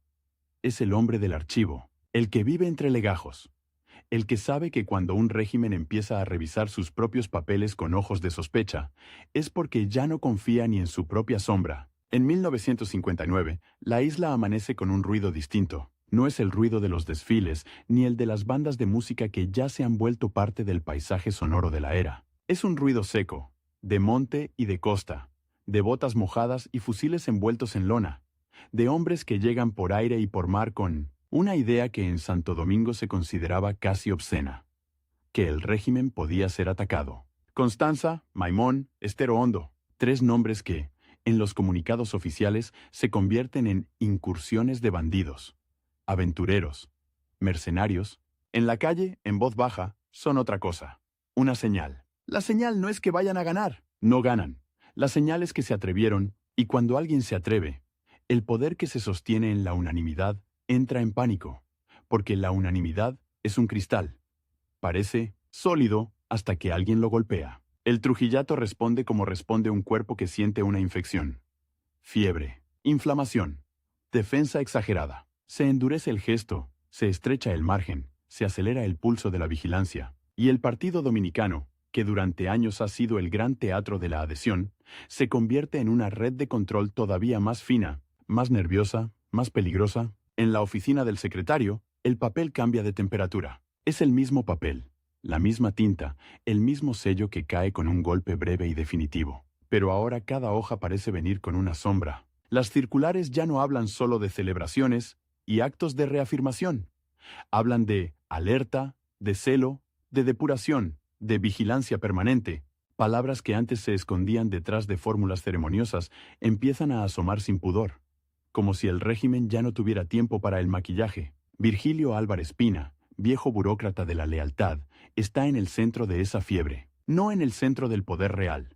Ese centro es un cuarto sin ventanas donde se decide con una llamada, con una orden verbal, con un gesto, sino en el centro del registro, en el lugar donde el país se convierte en listas, donde la política se convierte en actas, donde la obediencia se convierte en números. Y en tiempos de miedo, los números se vuelven armas, porque el régimen necesita saber, con una precisión casi obsesiva, quién está dónde, quién asistió, quién faltó, quién aplaudió con fuerza, quién aplaudió tarde, quién mandó el telegrama de adhesión el mismo día ¿Y quién lo mandó al día siguiente? ¿Quién organizó la colecta voluntaria con entusiasmo y quién la organizó con desgano? ¿Quién colgó la bandera en la puerta y quién la dejó guardada? Pequeñas cosas. Cosas ridículas en un país normal. Cosas decisivas en un país donde la normalidad es una máscara. El libro de actas, ese objeto que parecía un altar administrativo, se vuelve un detector de mentiras. Y no porque diga la verdad, sino porque el régimen lo usa para exigir una verdad única. La verdad de la unanimidad. Si el acta dice que hubo apoteosis, tiene que haber apoteosis. Si el acta dice que el comité está en pie de lucha, tiene que estarlo. Si el acta dice que la sección repudia con energía a los invasores, tiene que repudiarlos con energía. Y si alguien no encaja en esa verdad, el papel lo delata. En los pueblos, la escena se repite con variaciones mínimas. Una casa comunal con paredes calientes, un ventilador que gira lento, como cansado, una mesa con mantel barato, un retrato del jefe que mira desde arriba con esa serenidad de quien no necesita moverse para mandar, un secretario local que abre el libro de actas y lee en voz alta la circular llegada desde la capital. La gente escucha, algunos con la mirada fija, otros mirando al suelo. Nadie quiere ser el que haga una pregunta equivocada. Nadie quiere ser el que parezca tibio. Y al final, llega el momento de siempre. La firma. Firmar es existir. Firmar es estar dentro. Firmar es ponerse en la lista correcta. No firmar es convertirse en un problema. Y el problema, en 1959, ya no se resuelve con una llamada amable del comité. Se resuelve con una visita, con una citación, con un pase por la oficina, con un interrogatorio que no deja marcas visibles, pero deja otra cosa. Miedo instalado. El Partido Dominicano, en esta fase, funciona como una piel sensible. Detecta el frío, detecta el calor, detecta el temblor. Y el secretario nacional recibe esos temblores convertidos en informes. Informes que llegan con sellos provinciales, con membretes, con frases repetidas como letanías. Se hace constar, se informa, se comunica, se recomienda. Detrás de esas fórmulas, a veces hay una vida en juego. Porque el régimen no solo busca a los que dispararon en el monte, busca a los que podrían simpatizar, a los que podrían callar, a los que podrían no denunciar, a los que podrían simplemente no aplaudir con suficiente convicción. La paranoia no distingue entre acción y posibilidad, y el partido, con su obsesión por el registro, es perfecto para perseguir posibilidades. En la capital, la maquinaria se acelera, se convocan reuniones de urgencia, se ordenan actos de repudio, se imprimen manifiestos. Se llenan páginas de periódicos con adhesiones de sindicatos, asociaciones, clubes, comités barriales, ligas femeninas, agrupaciones juveniles. Cada adhesión es un ladrillo más en la muralla de papel, pero ahora la muralla no solo protege, también aprieta, porque cada adhesión publicada es una lista pública de quién está adentro. Y si estás adentro, te comprometes. Y si te comprometes, quedas marcado. Virgilio Álvarez Pina, que durante años ha administrado esa muralla como quien administra un edificio, empieza a sentir que el edificio se convierte en cárcel. No para los opositores, para ellos siempre lo fue, sino para los propios operadores, porque cuando el régimen se siente amenazado, empieza a desconfiar de todos, incluso de los que han servido, incluso de los que han firmado, incluso de los que han construido el registro. El secretario, en teoría, es el hombre del orden. En la práctica, es el hombre que vive rodeado de pruebas, pruebas de lealtad ajena.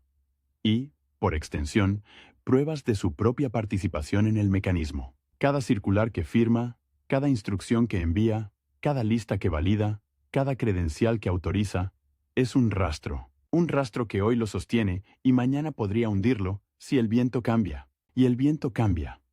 A finales de los 50, el Trujillato ya no es solo un régimen temido dentro de la isla.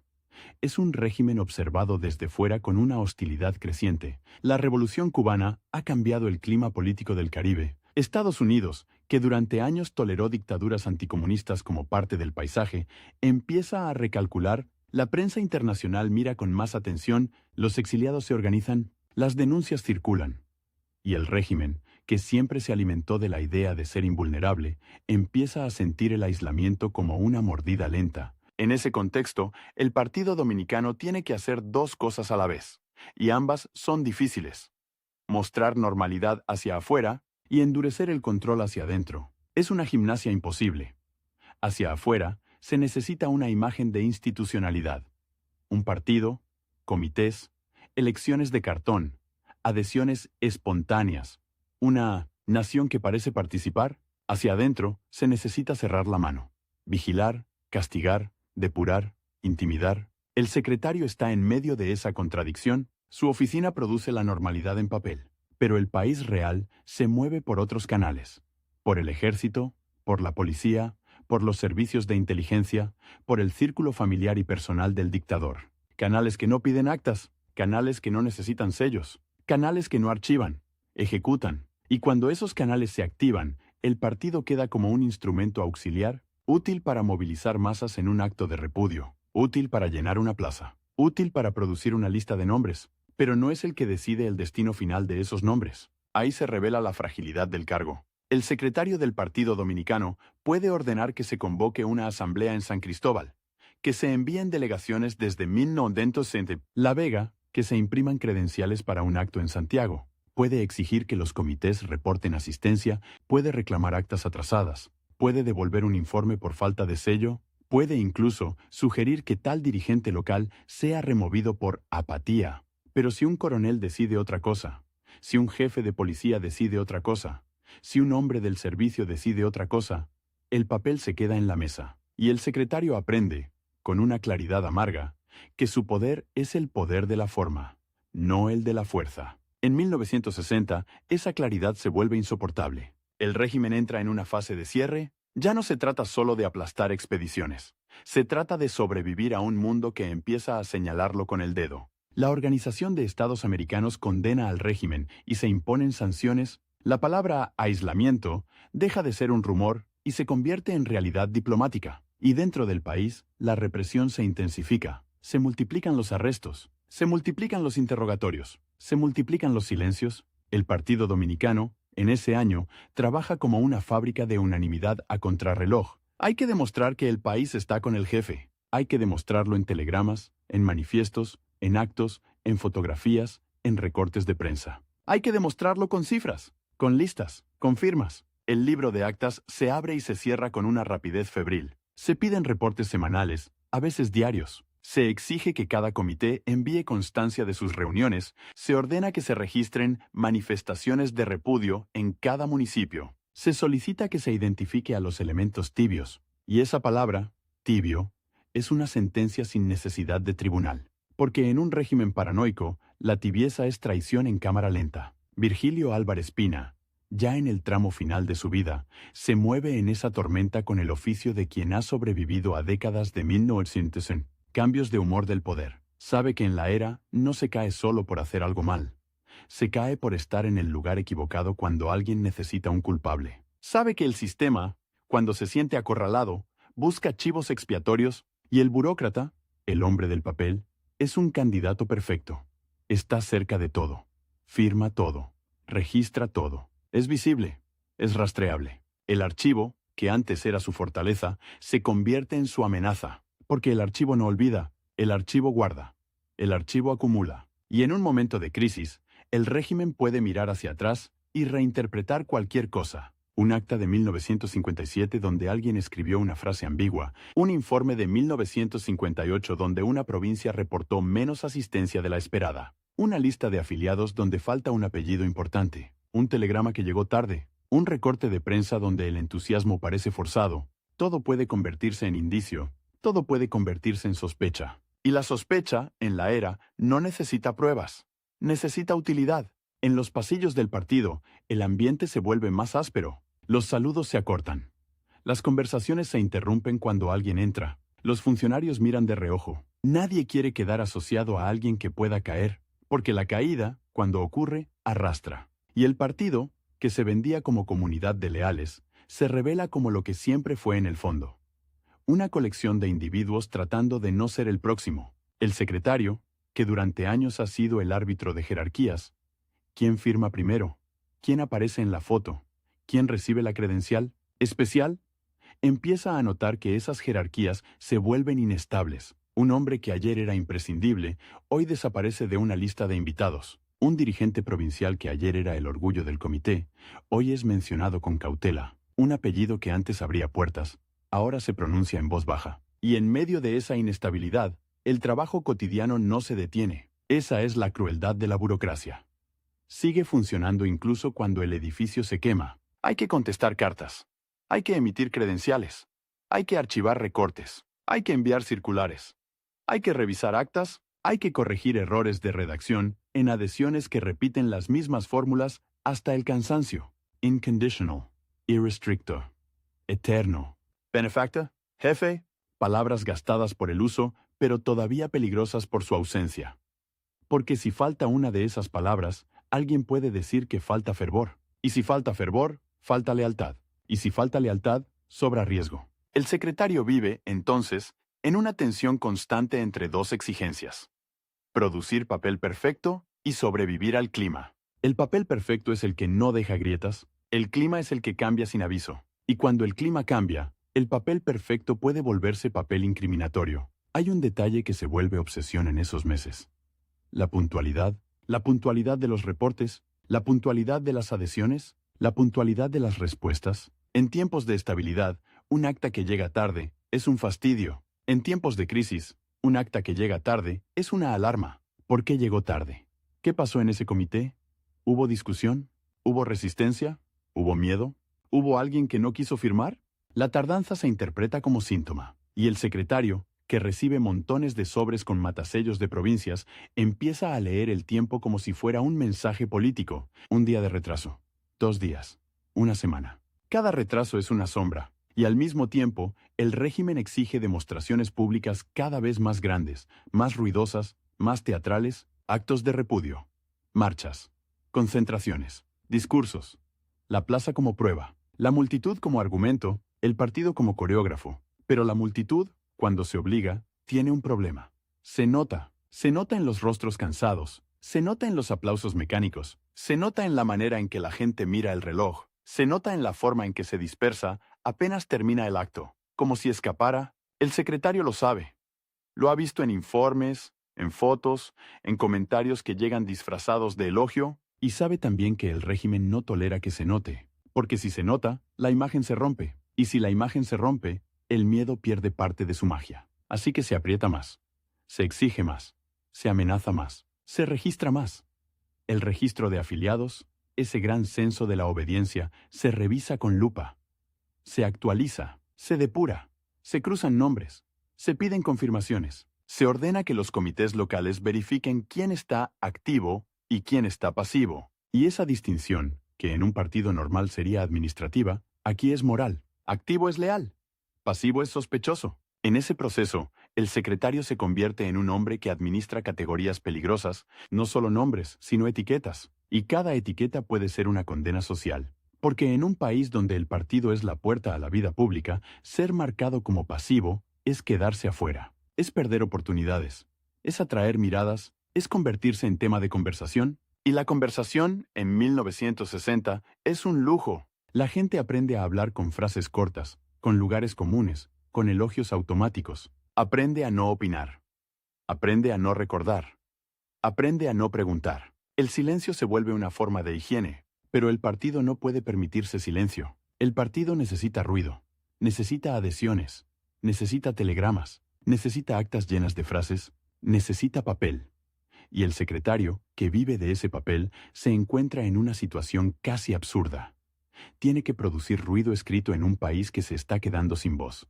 En algún punto de ese año, la sensación de prescindibilidad se vuelve personal. No hace falta un decreto para sentirlo. Basta con que ciertas llamadas ya no lleguen. Basta con que ciertas decisiones se tomen sin pasar por la secretaría. Basta con que un emisario del círculo íntimo aparezca con instrucciones directas, sin explicación, sin cortesía, como si el partido fuera solo una ventanilla más. El secretario, que durante años fue el hombre que convertía el capricho del centro en circular impecable, empieza a notar que el centro ya no necesita circulares. El centro necesita obediencia inmediata, y la obediencia inmediata no se imprime, se impone. En ese ambiente, la vejez pesa, no solo como cansancio físico, sino como vulnerabilidad política. El régimen, cuando se siente amenazado, tiende a preferir operadores más duros, más rápidos, más conectados a los aparatos de fuerza. El burócrata del registro, por eficiente que sea, parece lento frente a la urgencia del miedo. Y la urgencia del miedo no espera a que se archive un documento.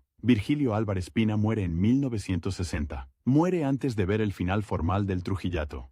que llegará al año siguiente, con el asesinato del dictador. Muere cuando el régimen todavía está de pie, pero ya cruje. Muere en el tramo en que la muralla de papel sigue levantada, pero por dentro se llena de grietas invisibles. Su muerte tiene algo de símbolo involuntario. El hombre del registro se va cuando el registro se vuelve más peligroso que nunca. Porque en 1960, el papel ya no es solo instrumento de control. Es también un espejo que el régimen evita mirar demasiado tiempo. Un espejo que refleja demasiadas cosas. La exageración, la mentira, la violencia maquillada, la unanimidad fabricada. Y sin embargo, el archivo queda. Queda como quedan las huellas en una casa después de una fiesta larga. Vasos, ceniza, manchas, listas de invitados. Queda el libro de actas con sus hojas numeradas. Quedan las firmas.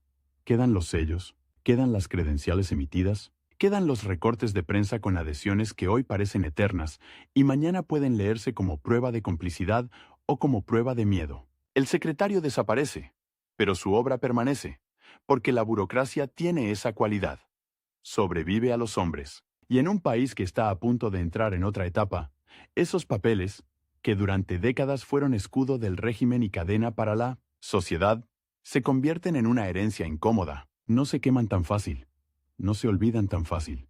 No se borran tan fácil. En los últimos meses de su vida, el aire alrededor del partido es el aire de un edificio donde todos caminan con cuidado para no hacer ruido, no porque el ruido moleste, sino porque el ruido delata. Delata nervios. Delata dudas. Delata humanidad. Y la era no tolera humanidad cuando se siente acorralada. El libro de actas sigue abriéndose sobre mesas de madera gastada. La tinta sigue corriendo. El sello sigue cayendo con su golpe breve, pero cada golpe suena distinto. Ya no suena a trámite, suena a cierre, a cerrojo, a un sistema que, al final, confía más en el miedo que en el papel, pero que aún así necesita el papel para fingir que todo está bajo control. Y en esa contradicción final, más represión, más propaganda, más vigilancia, más ceremonias, más aislamiento, más gritos de unanimidad, se entiende la fragilidad del secretario. Fue fuerte mientras el régimen necesitó que el país pareciera organizado, se volvió frágil cuando el régimen dejó de necesitar apariencia y empezó a necesitar supervivencia. El hombre que registraba todo termina siendo, como tantos en la maquinaria, una pieza reemplazable. No porque no haya servido, sirvió demasiado. Porque en un sistema donde todo queda escrito, el que escribe se convierte en testigo. Y el testigo, incluso el leal, siempre es un riesgo. El archivo permanece en silencio, con sus carpetas por provincias, sus legajos por municipios, sus listas de afiliados, sus actas, de reuniones donde se repiten las mismas frases como si fueran rezos. Y ese silencio es pesado. Porque el silencio del archivo no es inocente, es el silencio de lo que se hizo normal, de lo que se firmó sin pensar, de lo que se aplaudió por costumbre, de lo que se registró para vigilar. La muralla de papel no cae con la muerte del secretario. La muralla sigue ahí, respirando, esperando al próximo guardián. Pero ya no protege igual, ya no encierra igual, ya no convence igual. Y cuando una dictadura deja de convencer incluso a sus propios papeles, lo que queda es solo fuerza, fuerza desnuda, fuerza sin ceremonia. Entonces el sello cae otra vez, y otra, y cada vez que cae, en algún lugar del país alguien firma, alguien tiembla, alguien calla, alguien aprende que en la era el papel no es memoria, es control, y que el control, cuando se vuelve desesperado, termina devorando incluso a los que lo administraron con disciplina, con método, con esa fe burocrática en el orden que, al final, no salva a nadie.